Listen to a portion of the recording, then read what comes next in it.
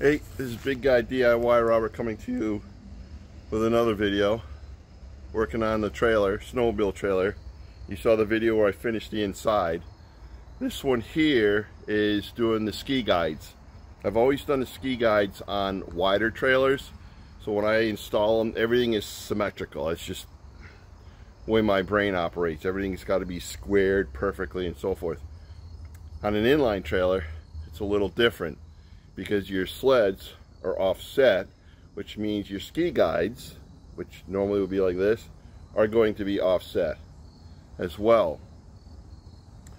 So whenever you buy ski guides, I'll show you the ones I'm installing because I'm recycling the ones off my old trailer. But the ones that I'm using are a very low profile ski guide with no prongs or anything sticking up. They're perfectly flat. The other thing I took notice is the length of the screws.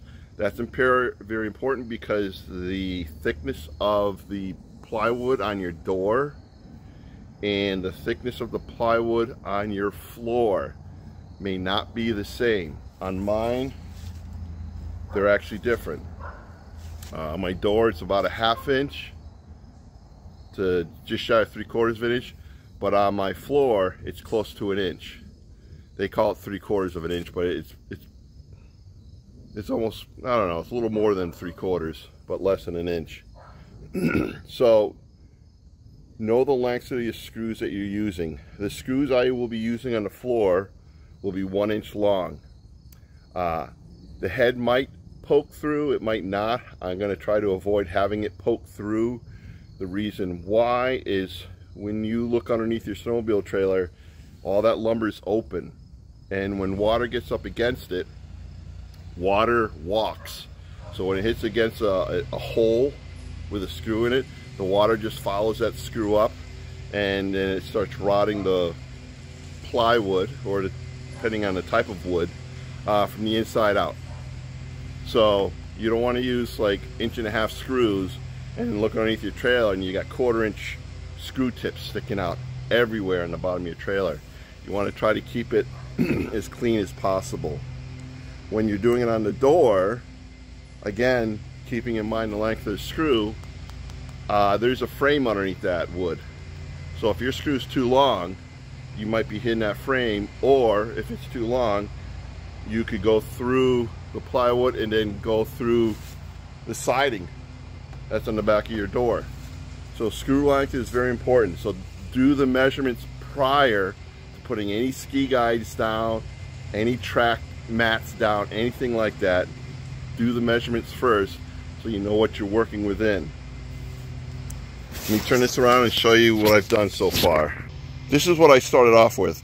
When I first installed this, I did the full width of this track mat and then the ski guide.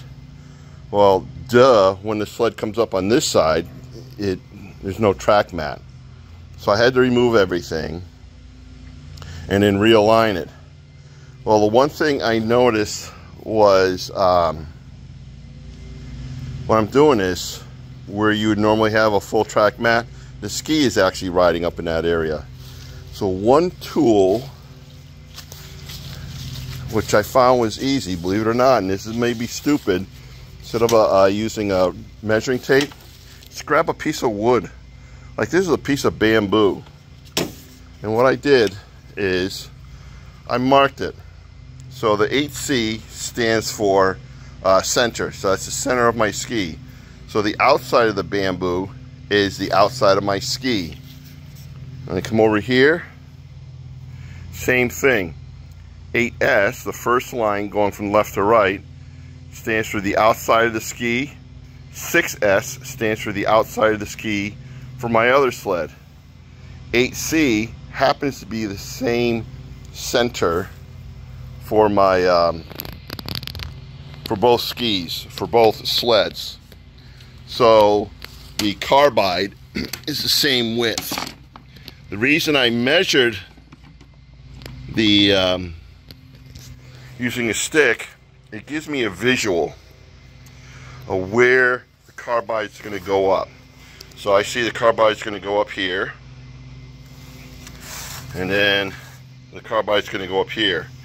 My sleds have the Skidoo DS2 skis, but one is much older than the other in regards to the ski, so it's a wider ski. So that's why this line is further out. This is an older ski. It's wider than the one that I bought 2 years ago, which is on the 600. So by doing this, I know exactly where the carbide is. So if I just move this over, outside of the ski goes to the outside of the ski rack, and then you can see here's my center. So obviously I'll probably be over a little. So this is the easiest thing to use when it comes to doing all this. You will obviously have to rip some of your ski guides down. On the door, I am using non-skid ski guides, just because, self-explanatory, it's going to be slippery with snow on it. These are old pieces that I cut up to kind of cover that, but I will be taking that off, and I will show you why. I will be moving all of this, and I will show you why in a moment. But the other thing you need to look at is when your door closes, how does it close?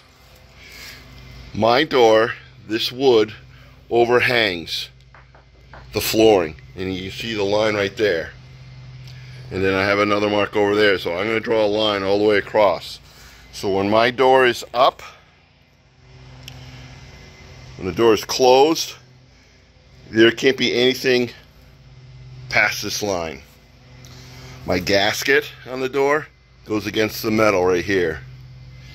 I've seen other doors where this goes against here on other manufacturers. So know how your door closes before you install your ski guides.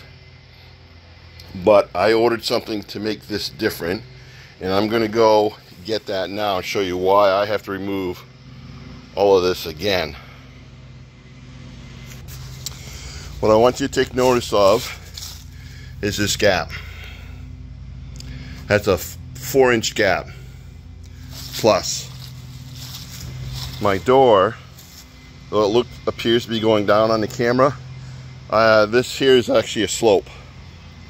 So my door can go down another, if I was on a flat pavement or something like that, it can go down another 4 inches. So this will probably open up another inch. So as skis come up, there's a probability of it damaging this edge, leading edge. So the question is, how do you close that? You can't get it any closer. Now, this is what I bought.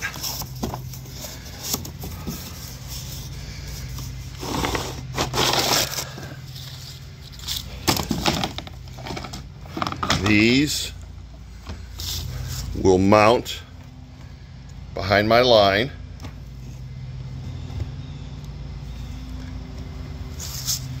Cover my gap. And they are foldable. So there's a hinge here. So you can mount them one of two ways. You can mount it this way, like that, or the reverse. I thought about doing it this way, but as the door closes, that means this has to slide forward. Let's see, where's my line? To there. So look at the distance. It was mounted here. That's why. So it will be mounted right here. Let's see, where's my line? Like that. So when I'm done, this just flips up. Of course, when it's screwed in, it'll stay on this angle, like so. And I bought, did I get 3? Yeah.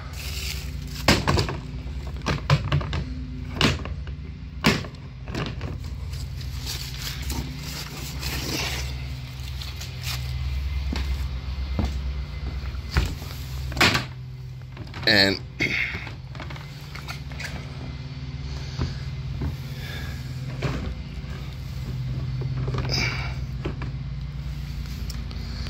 here we go.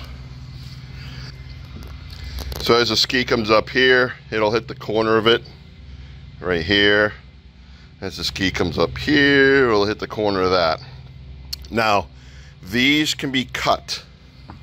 They're designed where you could take a saw and just cut them. Here's your line on it, where you cut it. So I'm actually going to cut this down the middle, move it to the right, and move it to the left, and just leave a space in the middle. These are made by Caliper. Yeah.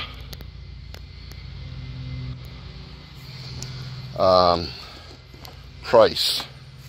Jesus, what the hell did I pay for these? I want to say $80 for them.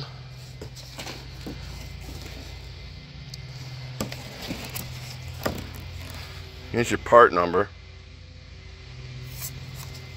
What comes with them?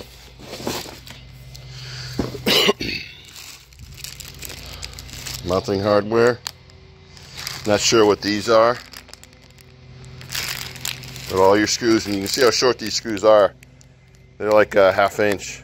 That's it. And then there's even smaller ones in there. Instructions. And of course your usual book that comes with it. So, oh, there they are. Edge glides. That's what they are. So mine's a 3-piece. As you can see, 72 inches, 6 feet. I wonder why. Okay, yeah, 9-1. This is also by Caliper, and I got the alignment wrong on these. These are supposed to go over here, and that's supposed to go over there. And then in between, I'm going to do a rubber mat. Same thing. I used ½ inch screws, but you still get penetration. So when I'm done, I will be taking a grinder, stone grinder, and just grinding the tips off. Because that's enough to catch a glove or something like that. So I'm going to set this camera up in time lapse, and I'm going to start taking apart everything that I've done for the second time and finish installing this part, and then I'm going to install these and then reinstall the next parts.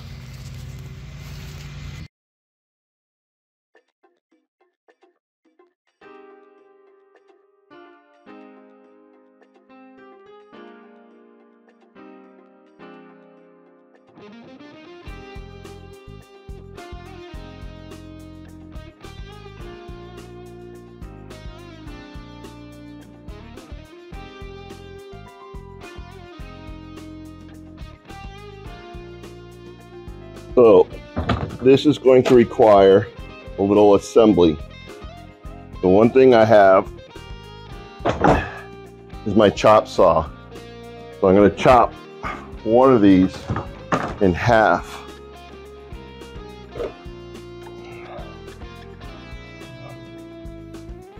Before I do that though, the rod in here for the hinge has to be removed. So they're saying don't trim with this in here. So I need something really thin to get that out.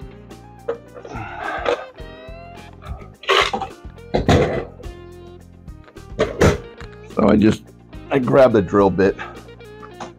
I'm going to use that to push it out. Here we go. So this is removed out. And so first thing I'm going to do is cut this. Like I said, there are lines on here. Lines are every 3 inches. There's a groove, so you want to cut where the groove is. So I'm going to step away and do this.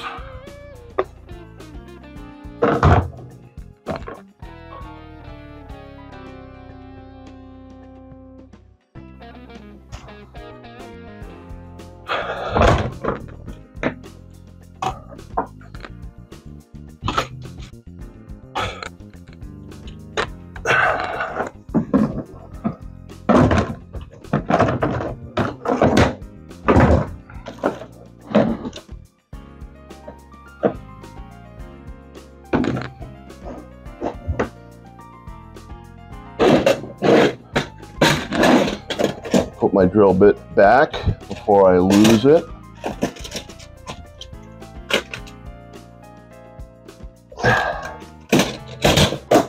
Now the rod is supposed to be 1 inch shorter than the full length of this.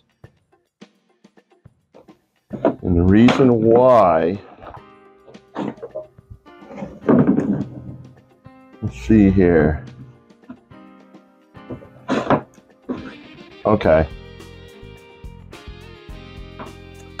On the bottom here, there's a hole here, hole, hole, hole.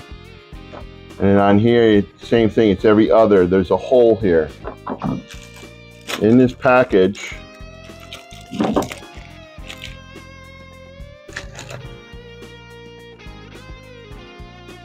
these little pins here will go into the hole at each end. So I'm gonna match this up.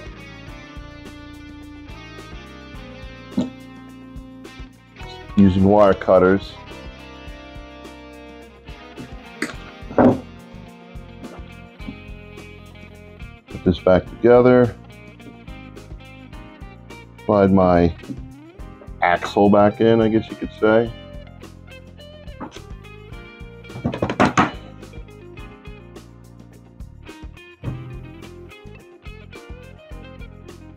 And you want to slide the axle in so there's nothing in the outside hole here, nothing in the outside hole here.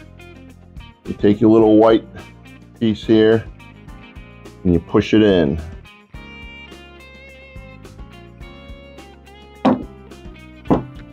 What this does, it prevents the axle from coming outside the hinge. There. So now the axle won't come out. Next part is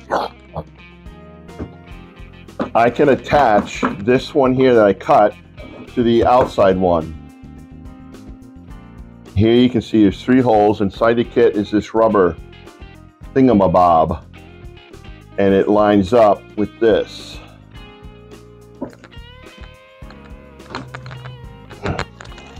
Inside the kit,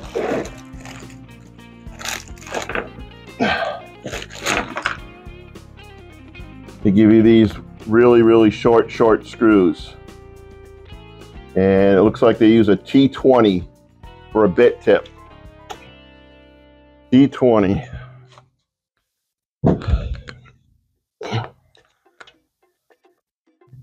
Oh, one thing before I do this, I did not do the pins in the big one, so let me take this out. Try and do that.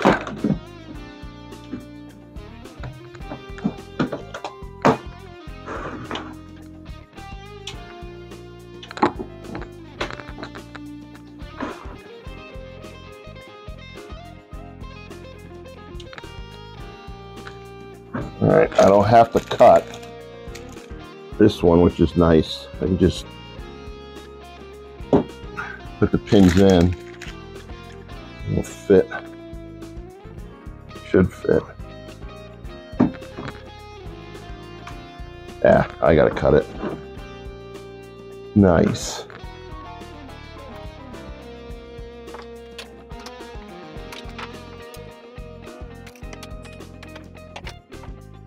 All right, so the axle is set on this.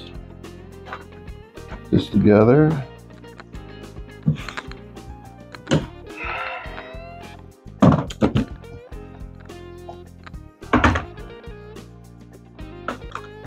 I'm guessing it's a T20.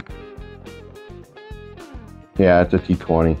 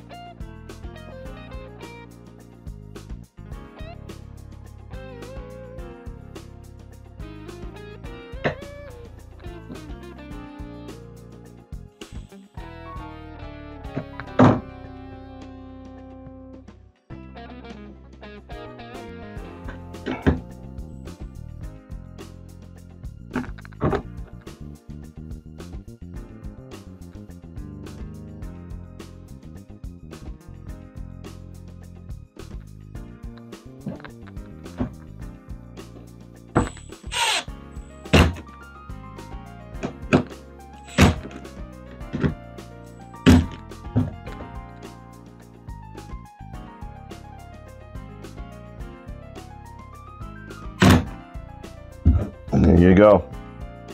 So the first one is built to be installed. Let me grab the other one. So that's that'll be my right. This will be my left.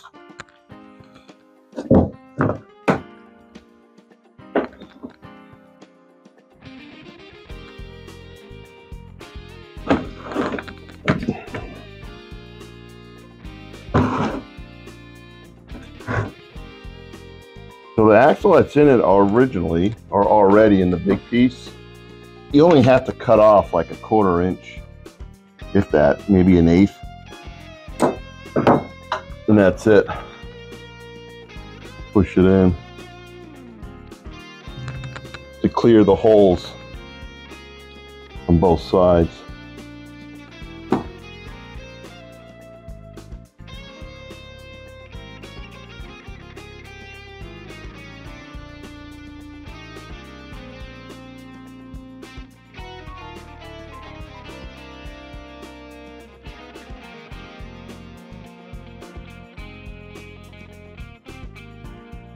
So, do they give you any extras? Yeah, one. That's it. So, the first one I did, the extended piece is on this side. So I want that to be my center. So this here will be my center.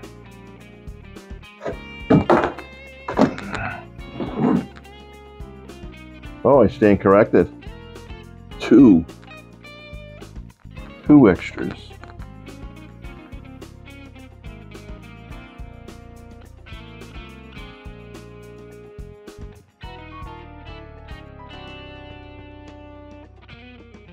All right, we're ready to install. My screws are stainless steel screws. They give you the bit with it in the package. And the screws are only a 1/2 inch long. So we're going to switch the camera around and bring it to the other side. So like I said, I drew lines on here where my door is. How this comes over the flooring. 1.5 inches.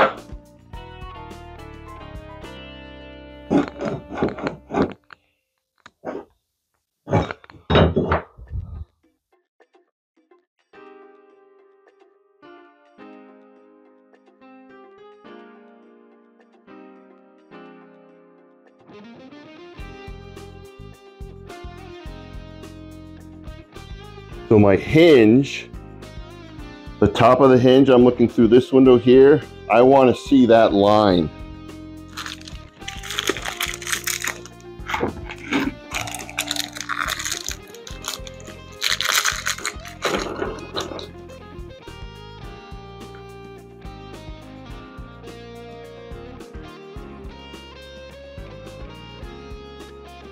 I'm going to put 2 screws in to hold it in place, and then I'm going to test it, meaning I'm going to close my door.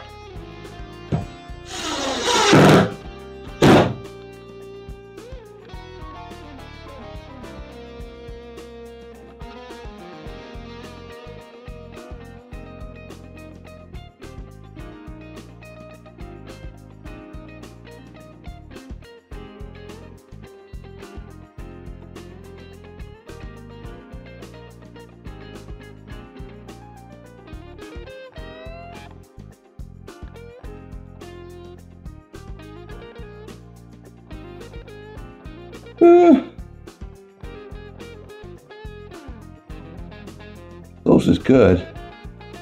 Definitely have to cut this piece back, the track piece.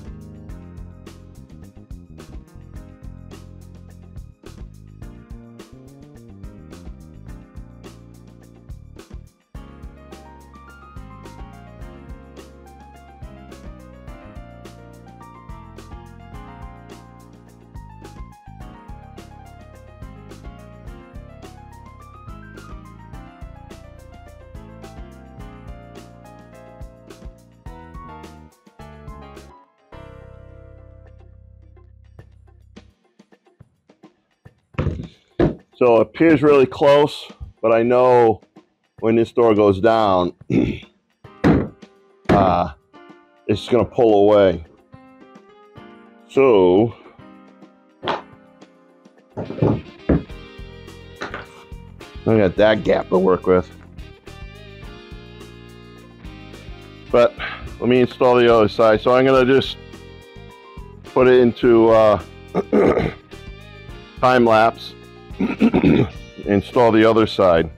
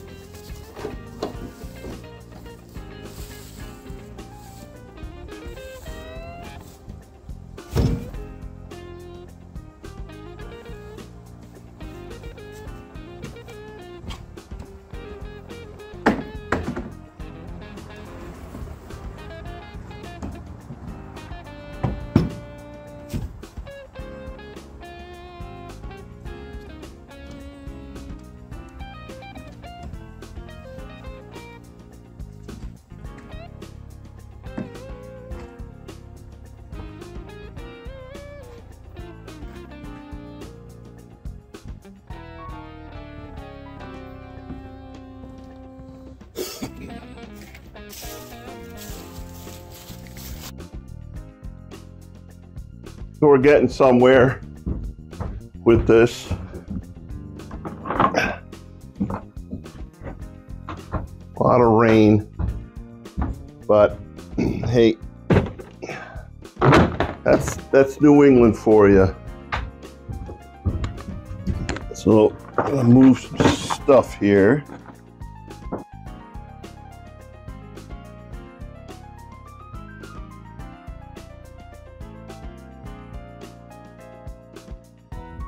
So I wanted to show a couple of things that I'm using.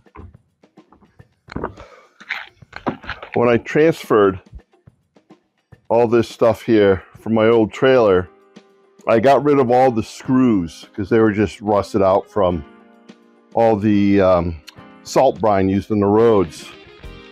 So I went out to Lowe's. These are the screws I'm using, stainless steel obviously, 1 inch. I also been using 3/4 inch, so depending on what I'm putting in will depend on the length of the screw. So since I got rid of the screws, these guides have these oval holes. What they're for is for expansion. So as a trailer heats up, this plastic will move. It'll expand, and then during the winter it contracts. So the way they're installed is there's 2 screws on the bottom that anchor it, but then the rest of the screws are within this sleeve to allow the thing to expand. I'm only doing like a 1/2 inch between the bottom one and the next one. But since I got rid of all the screws, I also got rid of all these.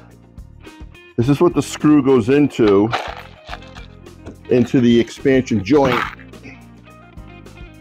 So it kind of looks like this.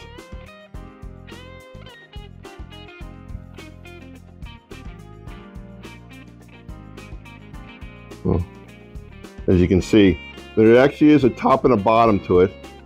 If I come closer, you can see there's a lip here and no lip on the bottom. This lip goes on the top, so the screw actually goes in this way. Okay, so the guides can slide on the lower part. So when you screw these down, they're not cranked down really tight because it has to allow the thing to move a little.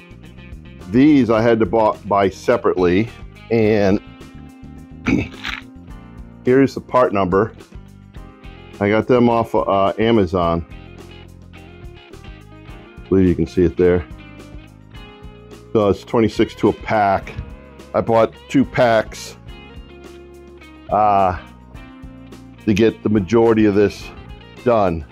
Now I ran out of the thin ones, so I had to go and buy more, the thin ones. They're by caliber, and I know they're going to be too long for one part. Of course, it comes with more screws. And yes, that's a sandwich bag. I put them in because the bag broke open when I originally opened it.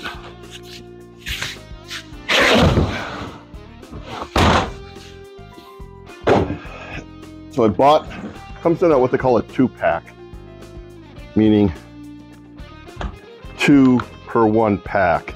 They're 5 feet long. I think there's 6 inches, 6.5 inches wide on them. So I'll show you where these will go.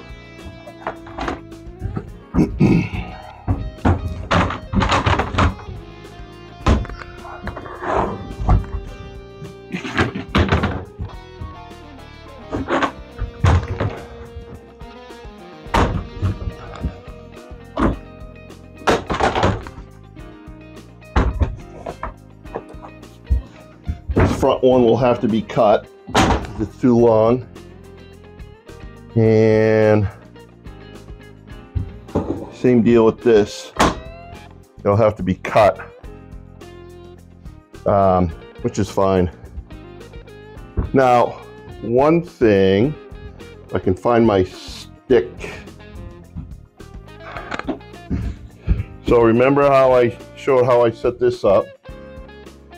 Is the outside of my ski, the center, or my carbide, and carbide. So here are my 2 carbides.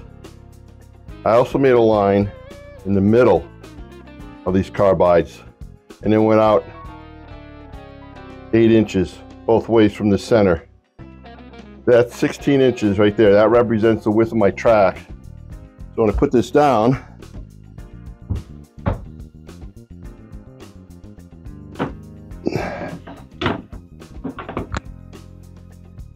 my track center is right here, and ski.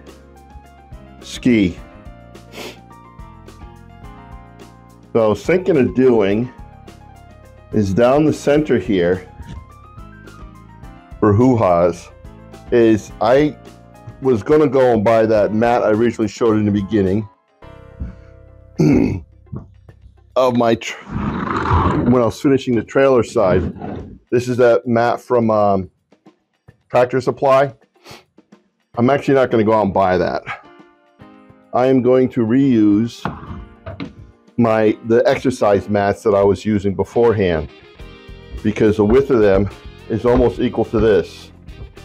So I thought I'd run that right down the center, and then the piece that I'm trimming off I'm going to put down here along the track all the way down.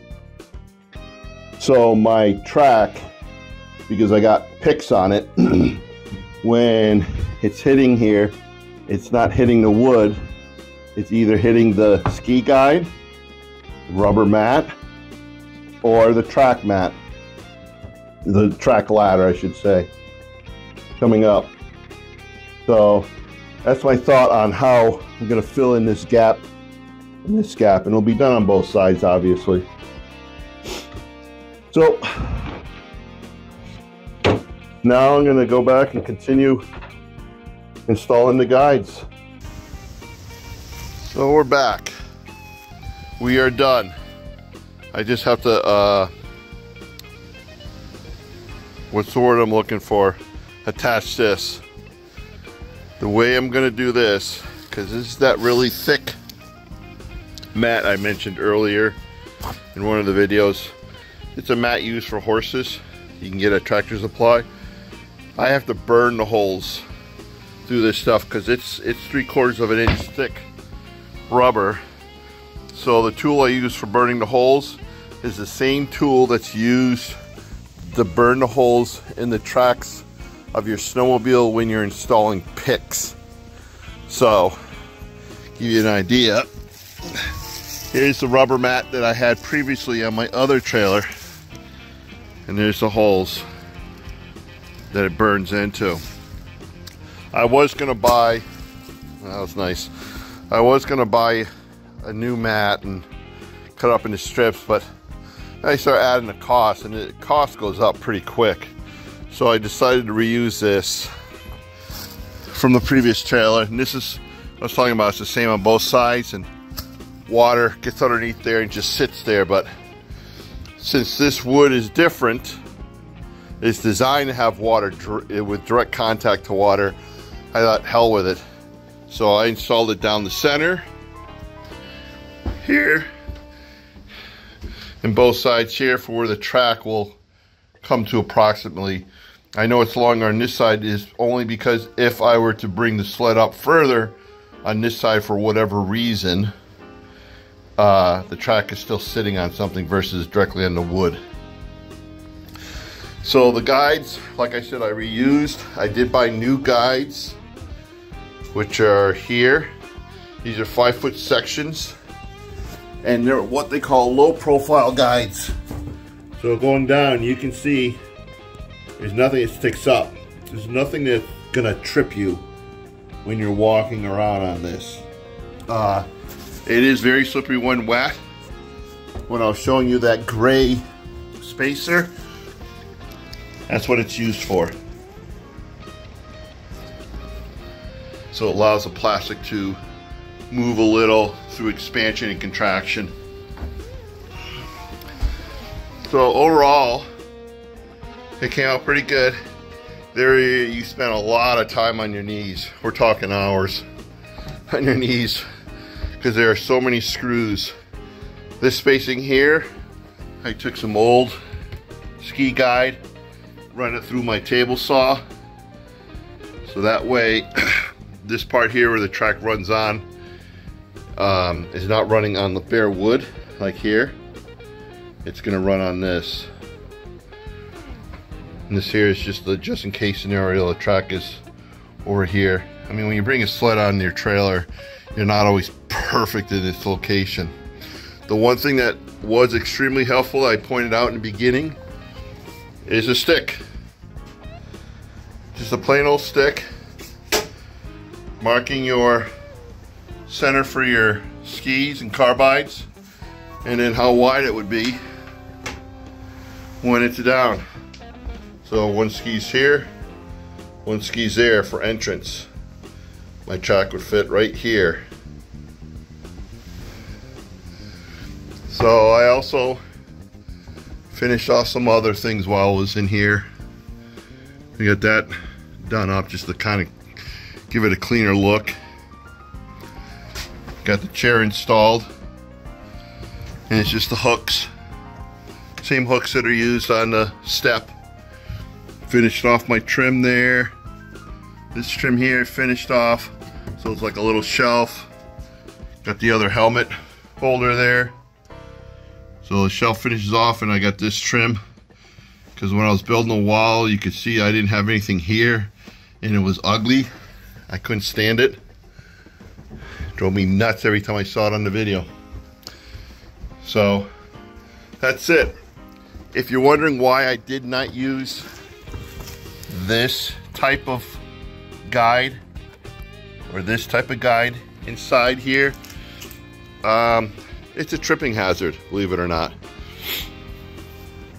This is my 4th trailer I've done now, and I had these in the previous trailers. These I didn't use as much, the low profile ones, but I was always tripping on these. My boots would catch on it because of the traction of my boots.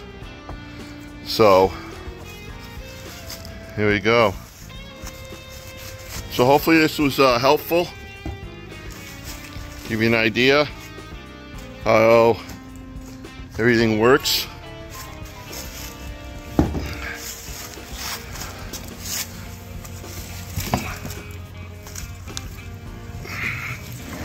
And and up it goes.